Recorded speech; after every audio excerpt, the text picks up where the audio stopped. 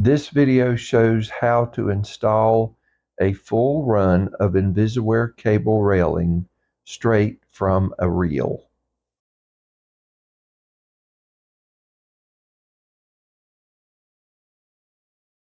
You'll need a Sharpie, tape measure, cutter, crimper, anti-seize, vice grip, and a 3/16 inch Allen wrench.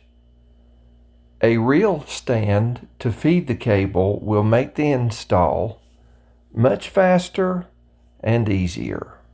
Make sure your posts are drilled first, a 1/4 inch hole through any intermediate post and 15-30 seconds in the end post. If you haven't drilled your posts yet, watch our drill template guide video first. Set your reel up so it feeds cleanly without kinking. Pull your first cable off the reel and string it through the intermediate posts, if you have any, all the way across to the far end post.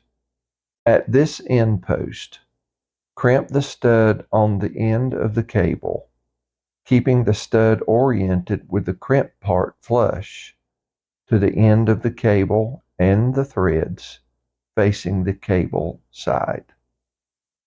Add a little anti-seize to the threads and drop the barrel into the end post. Screw in the stud until it's hand tight without letting the cable twist. At the opposite end post, mark the cable at the inside edge of the post.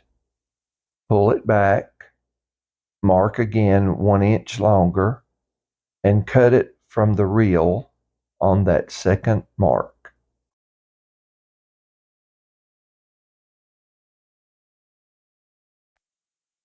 Crimp the stud on the end you just cut, keeping the stud oriented with the crimp part flush to the end of the cable and the threads facing the cable side. Add a little anti-seize to the threads and drop the barrel into the end post. Screw in the stud until it's hand tight without letting the cable twist. Now to tension it. Clamp vice grips on the cable so it can't spin.